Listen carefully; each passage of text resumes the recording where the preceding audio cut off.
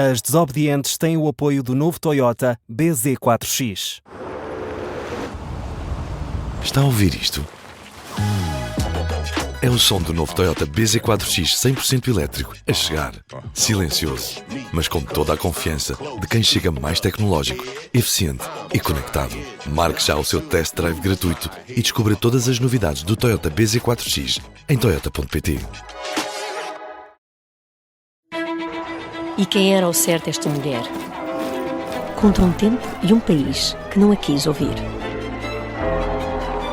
As boas meninas podem ir para o céu, mas são as más que mudam a história.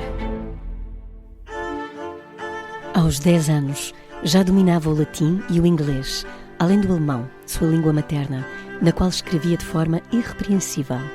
Jacob Grimm, o pai dos contos de fadas, certo serão, em casa da família Michaelis, magnetizado pelo olhar curioso e atento da pequena Carolina, afagou-lhe os cabelos encaracolados, presos por laços vermelhos, e segredou ao ouvido do anfitrião: esperem que cresçam, há de surpreender-vos. As boas meninas vão para o céu, as más mudam a história. Está no ar As Desobedientes da Rádio Observador, com o alto patrocínio da Toyota, também disponível em podcast. Eu sou a Margarida Villanova. Eu não sou a Maria João Lobo de Carvalho. E eu não sou o Alexandre Borges. Estamos esclarecidos. Começamos este episódio no distante reino da Prússia. Maria João, tu que escreveste o livro que inspira estas conversas, As Revolucionárias 12 Mulheres Portuguesas Desobedientes, diz-nos, como assim uma portuguesa nascida e crescida e criada em Berlim? Bem, na verdade, era uma menina que nasceu em Berlim e mais tarde vamos ver como é que se tornou portuguesa.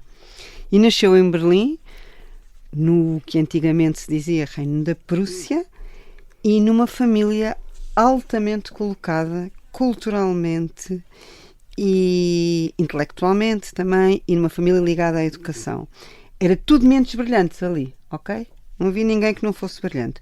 O pai era professor de matemática, fonética, ortografia na Universidade de Berlim, e a mãe não ficava a perder porque era filha de editores em Berlim. E tiveram vários filhos, tiveram 5 filhos, dos quais Carolina era a mais nova. E todos eles tiveram futuros promissores. Não sei se lembram dos dicionários Michaelis. Perfeitamente. Estão nas tuas estantes, Lombada Margarida? grossa. Exatamente. Na altura em que não Acho que o meu era de inglês. Inglês, português, português e inglês. Isso. Também havia, não é? Tínhamos que correr constantemente aos dicionários nessa altura, agora Exato. temos outras. Miúdos lá em casa, dicionário era uma coisa em papel muito grande que tinha as palavras e o significado delas. Ora bem, mais ou menos isso, em muitas folhas. Bom, e acontece que ela, aos 10 anos, portanto, já era fluente em línguas fáceis, como, por exemplo, o latim, o inglês, o italiano e o francês. Isto para quem nasceu em Berlim, ok? Mas o contacto com Jacob Grimm foi absolutamente fundamental para ele, não achas, Alexandre e Margarida? Completamente de acordo. Já agora explicitar que não foi a Carolina Michaelis a criar os dicionários, nem foi uma irmã, não é? Não, foi uma irmã da Carolina Exatamente, Michaelis. O nome Michaelis está associado Tal aos e qual. dicionários, não pela Carolina, mas por uma das irmãs. Henriette. Henriette. Toda gente brilhante, de facto. O Jacob Grimm, fundamental, já tínhamos tocado nele um pouco no primeiro episódio, não é? E justamente era o elo de ligação entre estas nossas duas primeiras desobedientes, entre a Maria Amália Vaz de Carvalho e a Carolina Michaelis. Ambas, como vemos, em pontos muito distantes do mapa, mas ambas muito interessadas na questão dos contos infantis e na importância de os levar à população, particularmente, como é evidente, às crianças, e às mães que seriam quem contaria em primeira instância estas histórias às mulheres. Portanto, na verdade, ao passo que a Maria Amália está aqui na distante Lisboa a contemplar com admiração os irmãos Grimm e querer trazê-los para cá, Carolina Michaelis tem a sorte e o privilégio de conhecer na primeira pessoa tem o pai em casa. dos contos de fadas em sua casa. Em casa. Exatamente. E como tu bem sabes, Alexandre, que falámos nisto há pouco, antes do Grimm, não foi tudo inventado pelo Grimm. Tal e qual. O Grimm publicou 200 contos de fadas. Mas antes dele veio outro senhor, que Isso ainda mesmo. era mais cru. Ainda mais que o Charles Perrault, ou seja, os irmãos Grimm estão a trabalhar no fundo já no século XIX, não é? Sim. Acabam por publicar 2 volumes, depois ainda há um terceiro de contos que ainda tem mais algumas lendas, isto entre 1812 e 1820 e pouco. E esses contos que incluem Rapunzel, Hansel and Gretel, para nós, João e Maria, Cinderela, o Capuchinho Vermelho, o Polegarzinho, a Bela Adormecida, a Branca de Neve, todas estas histórias que nós conhecemos eram, no fundo, já uma espécie de património comum, tradicional, contado de geração em geração, mas não estava fixado em lado nenhum. E os irmãos Grimm fazem isto, aparentemente, no caso do contexto da Prússia e dos reinos germânicos, pela primeira vez. Mas depois vamos a perceber que, em França, um século antes, o Charles Perrault já tinha escrito várias destas histórias. Não eram 200, no livro do Charles Perrault, que tem um nome um pouco mais longo e complicado, que é Histórias ou Contos do Tempo Passado com Moralidades, ou seja, muito explicitamente tinha uma lição moral, não é? Já tinha, nestas 8 histórias, alguns dos maiores best-sellers que nós conhecemos, não é? Da literatura infantil. Capuchinho Vermelho, a Cinderela, o Gato das Botas, a Bela Adormecida, o Polegarzito e o Barba Azul, por exemplo, já lá estão. Sim. Sendo que os homens, portanto, o lobo é masculino, o Barba Azul é masculino, já as fadas e as bruxas Já é reparaste, tudo mulherio. Exatamente, portanto, muitas vezes o vilão é o homem, mas eu acho que graças a isso... Deixaram-nos que é as que são? fadas. Deixaram as fadas connosco. Deixaram as fadas E as convosco. bruxas. Que sorte a nossa! Mas- Ai, que sorte! Mas eu por acaso queria perguntar-vos isto realmente, que é só agora é que me dei conta, preparando esta nossa conversa, que de facto há este sentido. São os contos de fadas, não são os contos dos magos, não são os contos dos feiticeiros, são os contos de fadas. Vocês dirão também há as bruxas, é verdade, mas ou seja, estes poderes ocultos, estes poderes extraordinários são atribuídos sempre às mulheres. Quer para o bem, quer para o mal. Se isto fosse a Guerra das Estrelas, era o lado bom da força e o lado mau da força. Mas sempre entregues às Há um mulheres. livro muito interessante, Alexandre, que os nossos ouvintes se calhar gostam de ler, que é o Bettelheim, a Psicanálise dos Contos de Fadas, Aham. que é fundamental para percebermos tudo isto que estamos aqui a falar e que infelizmente não temos todo o tempo do mundo para debatermos, porque é interessantíssimo. Então, Ok. voltando à Adoro nossa... os finais felizes. Voltando à das- nossa Carolina, bem. que cresceu rodeada de uma elite cultural e que certamente marcou a sua infância, a sua adolescência, o seu crescimento, os seus estudos, que falava francês, provençal, italiano, português, castelhano, catalão, árabe, sânscrito, línguas eslavas, literatura greco-romana, alemão. Como é que é Olha, o português a sua língua de eleição? Como é que nós chegamos até aqui? Ora, para já, aos 12 anos, há um problema. Morre a mãe e 2 anos depois morre a irmã mais velha. Logo ali o pai fica com aqueles filhos todos a cargo. E, como não era parvo, não era mente brilhante, aliás, percebeu imediatamente na capacidade extraordinária que as filhas tinham. Todas elas eram bastante dotadas, em especial a nossa Carolina, e contrata o melhor professor de Berlim para lhe ensinar linguística, chamado Karl Goldbeck. É claro que o professor tem a mesma ideia que tem o pai sobre as capacidades invulgares da Carolina e puxa por ela ao limite do que é possível. De maneira que, chegadas às férias, imaginem lá, o TPC que o professor lhe passou para as férias grandes, quando tinha 14 anos, entregou-lhe o quê? Apenas o Novo Testamento em espanhol e disse: desembrulha-te. Tenta perceber o que é que está aqui. O que é que ela fez? Ela pega num caderninho e faz, por comparação com o italiano, com o inglês, com o francês, faz um caderninho de significados e de equivalências e a partir daí desenvencilha-se a perceber o que é que era toda a mensagem que está no Novo Testamento. E aliás, ela dizia sempre, desde muito pequena, que eu preferi sempre ler os livros no original. Por isso, na língua original. Por isso tinha que se desenvencilhar mesmo. É claro que o professor ficou de boca aberta quando ela, no fim das férias, lhe apresenta todo um caderninho, que devia ser um caderno gigante, com todos estes significados e paralelos e tudo isto. Aos 16 anos, não se fica por aí e resolve pôr-se a escrever artigos para as revistas mais conceituadas da literatura, assinando sempre, atenção que isto é que é inovador, com o seu próprio nome, ao contrário das portuguesas, como vamos ver, e já vimos um bocadinho no podcast anterior, que vão sempre usando um pseudónimo para se esconderem, porque era de mau tom uma mulher escrever. Ali na Prússia a cantiga era outra. Achas que é uma questão cultural? Claro, são muito avançados a Europa Central culturalmente em relação a nós aqui em Portugal, não é? É sintomático. Por isso não havia problema absolutamente nenhum dela se esconder precisar de Atrás do esconder no nome Masculino para no ser nome respeitada, masculino. não é? Porque acho que é isso Claro. que oculta, não é? Sim. Cá era preciso escrever com o nome masculino para seres levado a sério, no fundo. Pronto, e Acho na que verdade era ela o que ela fez, que aqui se chama fixação do texto, é um restauro. O que ela fazia sempre era restauros dos textos e tentar compreender como é que se chegou àquela determinada palavra. Na verdade, o que ela mais gostava era de filologia. Para quem não sabe, filologia quer dizer o amor às palavras, o que é muito bonito. Portanto, tratava-se de estudar, fazer um estudo científico da língua, mas juntar uma análise literária, histórica, linguística, para desta maneira tentar perceber como é que a língua evoluiu. Como sabemos, a língua é um processo dinâmico, não é? Não está parada no tempo. E foi isto que ela fez. E publicou tudo e mais alguma coisa, em particular naquela bibliografia que o Alexandre tanto gosta, que era uma revista que se chamava Bibliografia Crítica da História e Literatura, dirigida por Adolfo Coelho, Teófilo de Braga e um jovem de seu nome, Joaquim de Vasconcelos. Antes de mais notar como eram sexys os nomes das revistas de então. Bibliografia Crítica de História e Literatura. Era para Fácil. não ler. Catchy, estava ali deve ser. na ponta da língua. Exatamente, não é?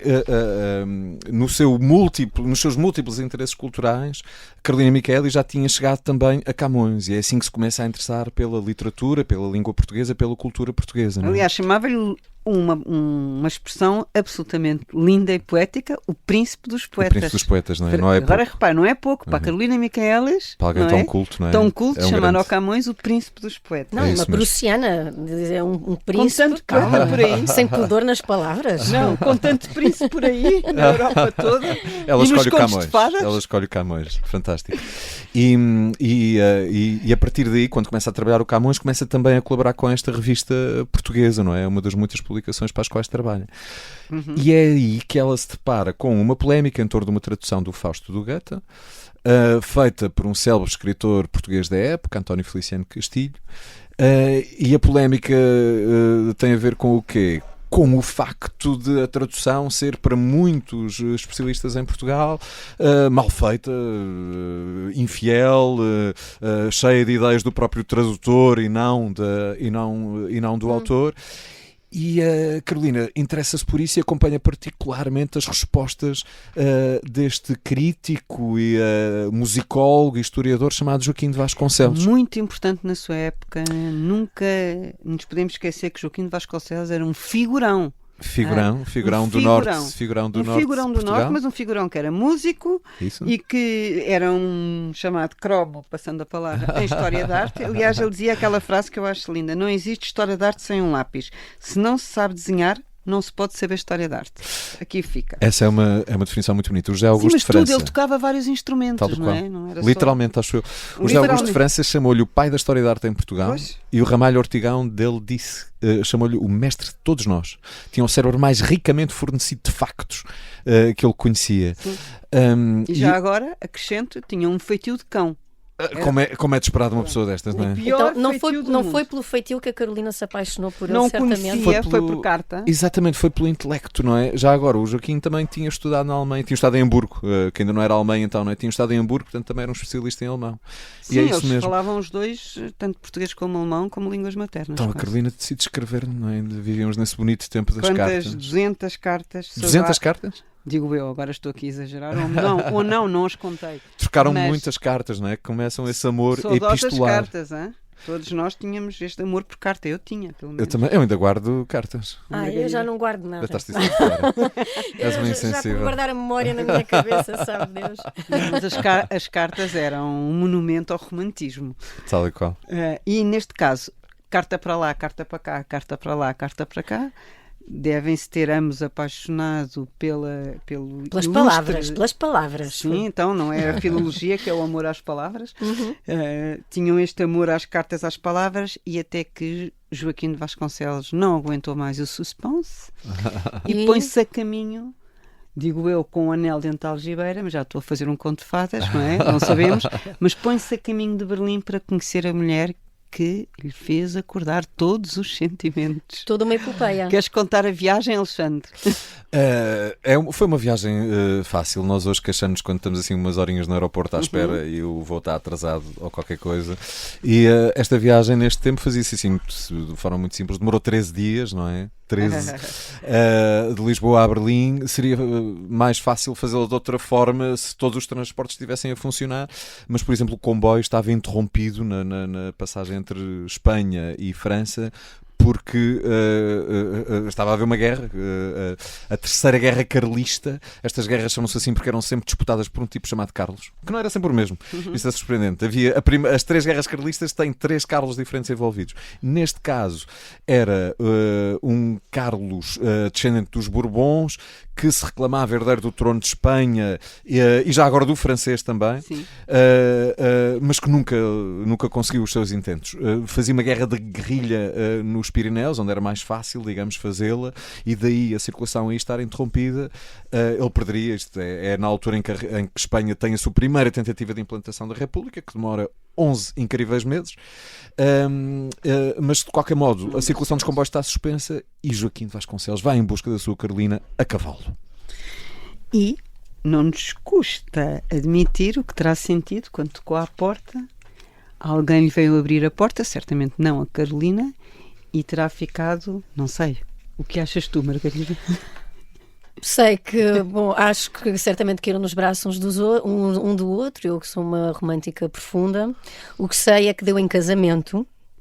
Vai que casam em 1876 pela religião protestante, adquirindo Carolina a dupla nacionalidade prussiana e portuguesa. Lá está, a resposta à primeira pergunta. Como é que ela é prussiana e portuguesa? Por casamento. Infelizmente, Carolina não se adapta bem aos ares do Porto, ao tempo. A cena intelectual da cidade é um marasmo comparado com a de Berlim. Literatura infantil, há pouca ou nenhuma. Mas quando engravida, Carolina decide mudar o estado das coisas. Não quer que os filhos cresçam numa sociedade tão fechada. Escreve a Ana de Castro Osório, insistindo que se compilem os contos tradicionais portugueses. Luta pela criação de um jardim de infância modelo no Porto e decide investir-se de uma causa: alfabetizar as mulheres deste país. Para ouvir na segunda parte das Desobedientes. E quem era ao certo esta mulher? Contra um tempo e um país que não a quis ouvir. As boas meninas podem ir para o céu, mas são as más que mudam a história.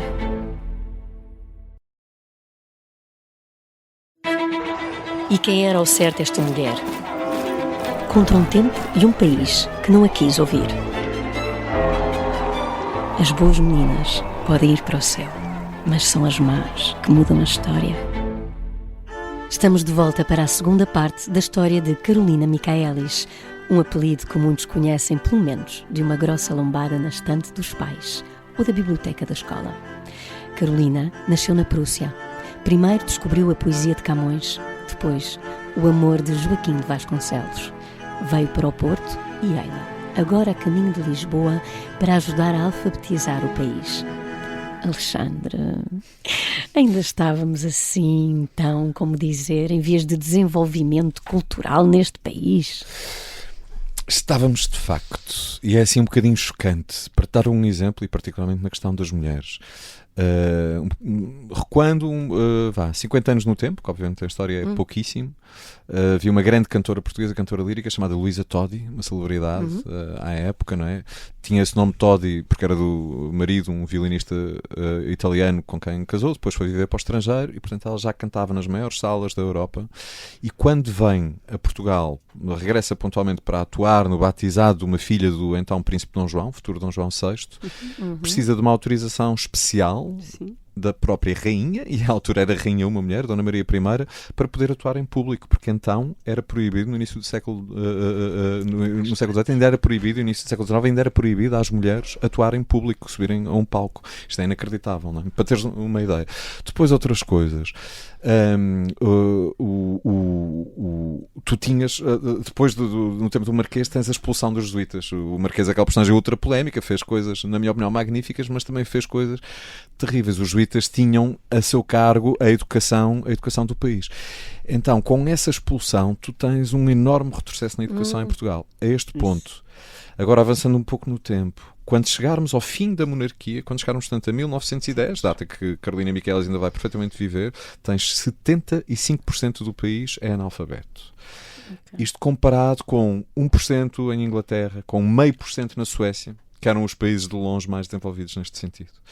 Isto não tinha sido assim, lá está, no Portugal renascentista que nós conhecemos, super cheio de ciência e tal, mas temos esse retrocesso enorme. Um exemplo também muito visível é que tens muito mais agricultores em Portugal no século XIX do que tinhas no século XVI, o que é um retrocesso, lá está, civilizacional, por muito que nos custe, porque quem trabalha a agricultura em princípio tem poucos estudos. Então, alguns números mais explícitos sobre isto dirão também no fim da monarquia, tu tens só 1,4% da população nos liceus, por exemplo, e destes apenas 900, ou seja, cerca de 8 mil alunos, 8 mil alunos nos liceus, que era 1,4% da população jovem, destes só 900 eram raparigas. Só em 1905 é que vai nascer o primeiro liceu para mulheres que falámos no primeiro episódio, que é o Maria Pia, primeiro, e que depois se vai tornar Maria Amália.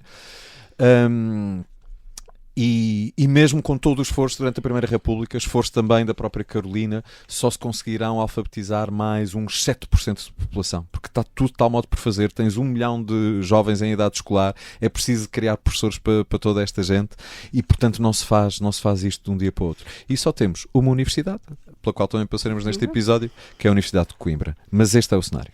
O cenário não é fácil e, sobretudo, pensando que as crianças mais pobres...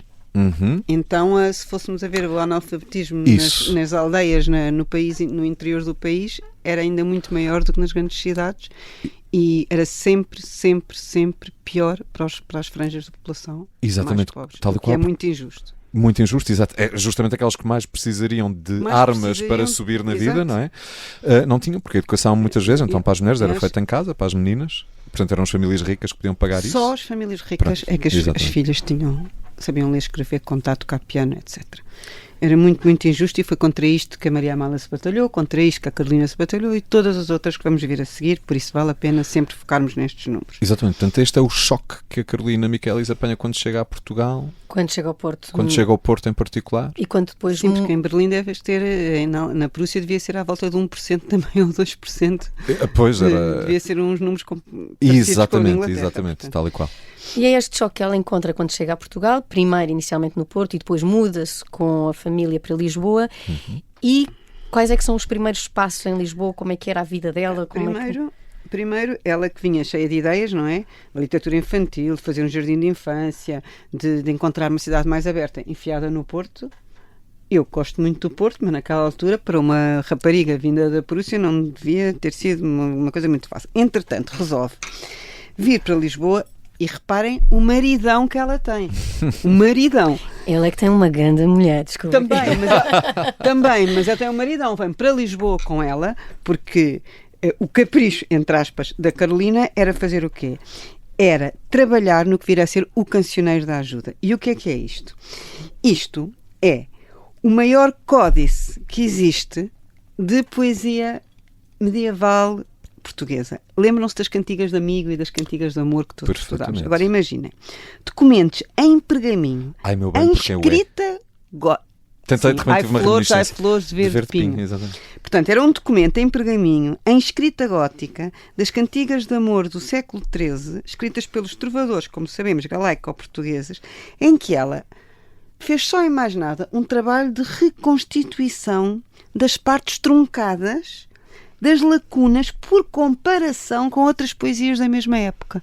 Ora, isto demorou apenas 27 anos. 27 aninhos. Ok, 27 aninhos. Pronto. Sentadinha. Ele já aos 20 anos tinha... Sim, já aos 20 anos tinha editado o Romanceiro de El Cid, que eram 205 poesias medievais. Bom, então, para quem estiver grávida neste momento em que estamos a falar, ficam a saber que a nossa Carolina Miquelis esteve sentada numa cadeirinha na casa que fora do Alexandre Herculano, ao lado do Palácio da Ajuda, a fazer este trabalho, esta renda, ou esta tapeçaria de poesia medieval, durante dias que às vezes chegavam às noites, porque demoravam 18 horas sentada numa cadeira. E o que é particularmente incrível é que ainda ninguém tivesse feito isto em Portugal. Ou seja, estamos a falar das raízes da cultura e da língua portuguesa e da literatura, não é? Na Idade Média, e foi preciso esperar 500 anos ou 600 anos ou mais para chegar cá uma filóloga prussiana aliás, para fazer este trabalho.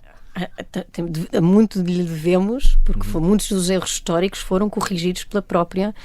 Sim, ela tratou de comparar tudo. Até que o José Leite Vasconcelos dizia assim, mas como é que ela tem paciência? Estou aqui a usar as minhas palavras. Claro. Tem paciência para fazer um trabalho tão rigoroso, tão moroso, tão minucioso, tudo isto. José Leite Vasconcelos, que já agora é o pai da arqueologia portuguesa. O pai da arqueologia O primeiro portuguesa. Indiana Jones. Sim, acho que da história portuguesa. eram bastante amigos, eles todos, o Joaquim Vasconcelos também, e na verdade ela podia improvisar, inventar romances, fazer o que quisesse, mas não, deu-se este trabalho minucioso. Ao que ela respondeu, como sempre, com a sua habitual modéstia: cumpro apenas os meus deveres e, trabalhando, ilumino e embelezo a vida. Achava que isto era um dever, pronto, para com a segunda pátria. Isso. Trabalhando embelezo a vida. Ilumina e embelezo a vida. Sim, podia, ela dizia, mas ela dizia várias vezes que preferia 1000 vezes o trabalho de filologia da língua, deste trabalho minucioso de renda, quase, do que fazer dramalhões românticos e ultrarromânticos como se usava Mas na é muito altura. curioso o que ela diz sobre o trabalho, porque agora porque estamos a pegar neste tema, esta rapariga, o que ela trabalhou não está escrito. Ela disse uma coisa muito engraçada sobre as horas de trabalho. Se os meus dias de trabalho tivessem 36 horas e se o destino fizesse o milagre de me presentear com as horas desperdiçadas por tantos ociosos, ainda assim, as horas do dia não me chegavam para eu cumprir com os meus deveres. Eu acho engraçado, porque depois ela acrescenta os deveres de casa, da família, da mãe, da amiga, de escrever e disto e daquilo. E eu acho curioso quando é uma discussão da atualidade, não é? Como é que nós mulheres nos organizamos e como é que conseguimos trabalhar às 12, 14, 16 horas, eu pelo menos falo para mim, que trabalho bastante, e ainda sermos mães e filhas e netas e estar presente na vida dos filhos, estar presente na vida dos maridos, estar presente na vida das amigas. E eu penso, eu fiquei muito consolada de saber que a Carolina não lhe chegavam as horas do dia. Pensei, pronto, já na época, sem telemóveis Exato. e sem internet, já o sem tempo trânsito. não chegava. Sem trânsito, sem perder uma hora no trânsito.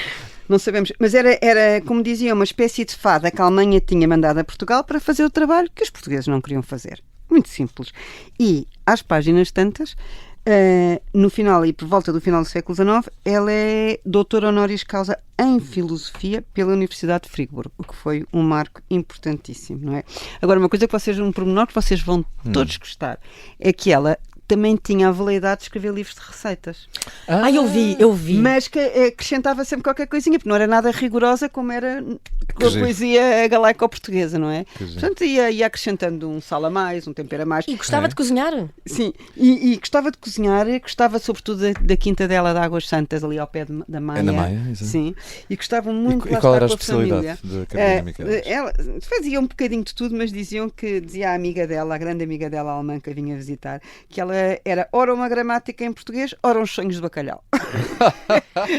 Estava mesmo aportuguesada, já viste? Ainda por cima, não é? Sonhos de bacalhau. Toma lá. Ora uma gramática, sai uma Umas gramática. sardinhas. Não é cá chucruto, ou não sei o que é que se come na Prússia. Vocês Salsichas. acham que ela tinha duas faces? Isto é, na sua vida pessoal, privada, com as suas amigas e os seus sonhos de bacalhau, e depois na esfera pública e no seu trabalho? Mas como todos nós, um pouco, não? Mas eu acho que ela era muito mãe, teve um filho só, aquele em que ela esteve grávida toda na cadeirinha do Alexandre Herculano ao pé do Palácio da Ajuda, mas depois tinha 3 netos e era uma avó muitíssimo presente, muitíssimo no sentido de os puxar para a literatura, de os puxar para os contos, de os puxar para a capacidade, para interesses culturais. E sempre que ela ia lá para a quinta, que era onde ela se sentia bem, conseguia ela dizer que se conseguia esquecer um bocadinho dos trabalhos de gramática e de tudo o que tinha em mãos e estar apenas com os filhos e ao mesmo tempo responder às 1001 cartas, que isso ela não deixava de responder. Pois quem fazia isto, lá está. Respondia às cartas dos fãs e escrevia, trocava correspondência com toda a gente e mais alguma de todas as áreas, em particular com o Ricardo Jorge, que se tivéssemos que hoje fazer por comparação, além do médico muitíssimo importante, era como se fosse um diretor-geral de saúde, por exemplo, na epidemia da gripe espanhola, da influenza, em 1918, foi ele que comandou as operações todas e que, olhem, por exemplo, transformou o Liceu Camões em camarada, em hospital. Isto foi só uma das muitas atividades que ele teve e era muito amigo da Carolina Micaelis. A ponto dela escrever cartas e sobre os netos, que estávamos a dizer há pouco que era uma avó muito extremosa, ela dizia assim: os meus netinhos têm um mestre, o pai, que os ensina como eu o ensinei em pequeno. Nunca fazem presente de Natal ou de anos que não seja obra realmente deles, pintando, dançando, cantando, representando. Portanto, ela puxava absolutamente pelos netos, no sentido de os envolver em tudo quanto era atividade cultural. E há fotografias muito bonitas, muito queridas mesmo, ternurentas, de ela com os 2 filhos, estamos aqui a ver nos livros, dela em Águas Santas, dela com a amiga, e ao longo da vida foi sempre isso. Ela, enquanto fazia os seus trabalhos de filologia, ela usava sempre uma bata branca e luvas para poder manusear os documentos sem os estragar. E depois punha um avental e ia para a cozinha fazer sons de bacalhau. Justamente. E como é que ela chega à faculdade? Quando é que ela começa a lecionar na faculdade? Muito bem. Isso é aí por volta de 1911, portanto já no início da República, quando justamente vão fazer esse investimento na educação e, portanto, só tens a Universidade em Coimbra, embora tivesse sido... Também é curioso veres isso, por exemplo, a Universidade de Coimbra, originalmente criada em Lisboa pelo Dom Dinis, não é? É século XIII, é uma das universidades mais antigas do mundo. Claro. Portanto, nós até começámos bem. Depois tivemos 600 anos sem criar uma segunda universidade. Isso é espantoso. Portanto, só com a República é que depois vais ter esse investimento e essa preocupação do ensino superior. Então, primeiro, quando se está a criar a Universidade de Lisboa, o convite é feito à Carolina para que lecione lá. Mas depois ela vai pedir para poder acompanhar melhor a família, justamente, lá está, ser mãe e avó, estando no Porto, vai pedir para ficar um pouco mais perto da cidade do Porto. E então vai para Coimbra. Nesta altura, lá está, e será assim, portanto, a primeira professora universitária portuguesa, a primeira mulher, ao fim de 600 anos, vê bem isto, a ser uma professora universitária. Já agora, dar os números mais uma vez para termos a noção que nesta altura o número de alunas na universidade não chegava a 0,5%. Pronto. Chegava a 0,5%, é espantoso. E vamos para a frente ter vários casos Exato. Muito emocionantes, muito apaixonantes também das primeiras alunas. A partir daqui, felizmente, o número vai disparar rapidamente, não é? E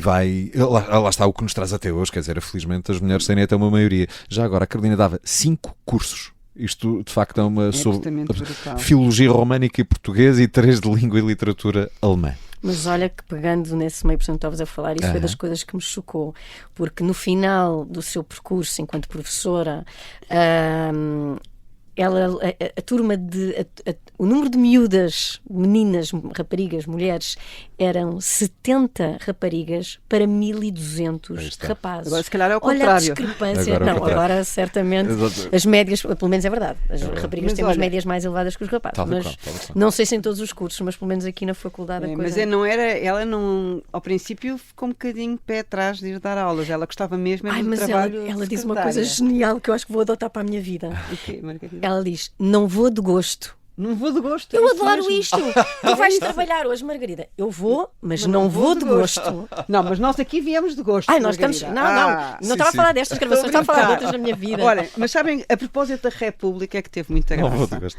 A propósito da República, toda a gente lhe perguntou o que é que ela achava da República. Não sabemos bem como é que, não é? Qual era o que é que ela pensava antes e o que é que ela estava a perceber disto do regicídio e tudo o que se passou. Mas ela dizia assim com ar, no mesmo género do que disse não vou de gosto, dizia ela assim, claro é, que lá e cá, na monarquia e na república, más fadas há. Exato. Portanto, isto não é um mundo perfeito. E sobre o feminismo, tinha muita graça a história. Para ela, o feminismo, ela era absolutamente consciente da carência da pobreza cultural das mulheres, como o Alexandre bem disse há pouco, não é? Mas achamos nós, e acha o marido, que aqui é uma peça importante, e eu acho que ele tinha um bocado de razão, que as feministas na altura se aproveitaram um bocadinho dela, no sentido de ser esta pessoa tão relevante no panorama cultural português. E o Joaquim de Vasconcelos, que, como eu disse no princípio, tinha bastante mau feitio e não deixava nada por dizer, escreveu o seguinte: eu tinha recomendado à minha mulher, cuja tendência e intenções são louváveis, mas nem sempre discretas, que ela, em Coimbra, tem de tratar somente das suas lições e de mais nada. Para o bem fazer, não pode perder um minuto com meninas estudantes cujo objetivo deve ser somente a lição que devem estudar, deixando o feminismo para quando tiverem filhos. Bem atento livrar do cerco que lhe têm querido fazer as emancipadoras portuguesas. A minha mulher admira os exemplares femininos emancipados. Eu detesto Sherlock Holmes. Porque ele percebia, ou achava, ou suspeitava que elas estavam a aproveitar-se um bocadinho desta fama. Terá sido a grande discórdia entre os dois. Não sei, Apesar de tudo, parece-me que eles se entendiam, não é? Sim, tinham um grande respeito intelectual, mas eu acho curioso este seu lado curioso, enfim, dentro da relação. Não sei, eram duas mentes brilhantes, lá está, mas a Carolina viveu sempre em mentes brilhantes. Mas eu acho graça, ela, uma das coisas que diz é: eu vou dar aulas justamente para contrariar este pensamento deste meu marido, porque ele estava em desacordo com ela nesta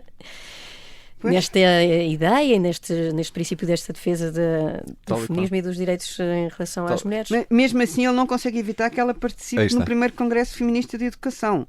Claro, era educação e aí ela tinha que meter a sua pasada, como se diz, mas, e muito bem, ela dizia muitas vezes que era um país de grandes costumes, onde defender a mulher por usar armas iguais às do homem parecia à mulher portuguesa uma ideia absurda. E ela tinha que contrariar esta ideia absurda, como se foi vendo.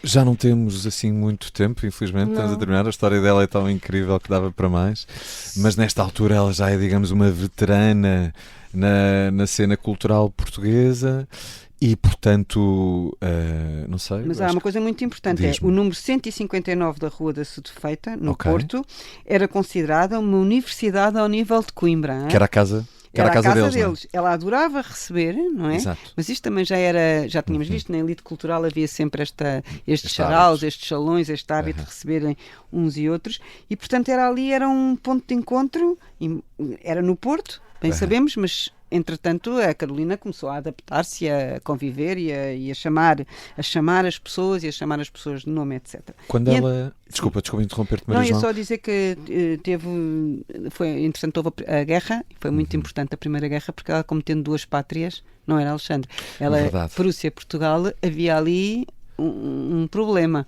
porque correr o risco de ser expulsa, como foram muitas amigas dela alemãs. Verdade, é isso. Nessa altura já a Alemanha se tinha unificado, já era mesmo a Alemanha, ela tinha essa nacionalidade e obviamente tinha a sua família. E de repente tens a Alemanha a declarar guerra a Portugal em 1916 e portanto o que ela dizia aos seus amigos e alunos, às pessoas que a questionavam sobre isto, ela dizia: bem, imaginem se vocês estão a sofrer pela guerra, imaginem eu sofro duas vezes, não é? Eu estou dos dois lados, no fundo, não é? E isso faz com que ela se afaste também, de certa forma, que se isole, que pare de escrever e que a leve a ficar um bocadinho... Tendo em conta que depois adoeceu e teve muito tempo internada na Universidade de Coimbra e chegava a dar as aulas no seu próprio quarto. Isto para acabarmos, uma história incrível de uma mulher que deixou 181 referências bibliográficas em 5 línguas. Chega para vos convencer que ela é absolutamente brutal. Absolutamente brutal. Não tenho biografia. Gastei toda a minha vida a estudar num cantinho com um pequeno livro. Sem surpresa, Carolina Michaelis era também uma leitora assídua de jornais, dos alemães, que chegavam com atraso a esta ponta distante da Europa, e dos portugueses, em particular os folhetins literários do século. Foi assim que se terá inteirado da situação trágica de uma poetisa que não conhecia pessoalmente, mas cujas rimas costumava ler naquelas páginas e muito apreciava. Angelina Vidal. Doente e tendo-lhe sido negada a pensão de viuvez, eis que Angelina não tinha como pagar os tratamentos de que precisava, a menos que o século lhe adiantasse o salário. Que mundo era este em que uma mulher sem marido continuava a ser tratada como uma filha de um deus menor? E que poderiam Carolina Michaelis ou Angelina Vidal fazer para mudar esta história? Vamos descobrir no próximo episódio. Se gostou deste episódio das Desobedientes, pode seguir-nos nas plataformas de podcast, no YouTube e no site do Observador. O podcast As Desobedientes tem o alto patrocínio da Toyota. E quem era ao certo esta mulher? Contra um tempo e um país que não a quis ouvir. As boas meninas podem ir para o céu. mas são as más que mudam a história. As desobedientes têm o apoio do novo Toyota BZ4X.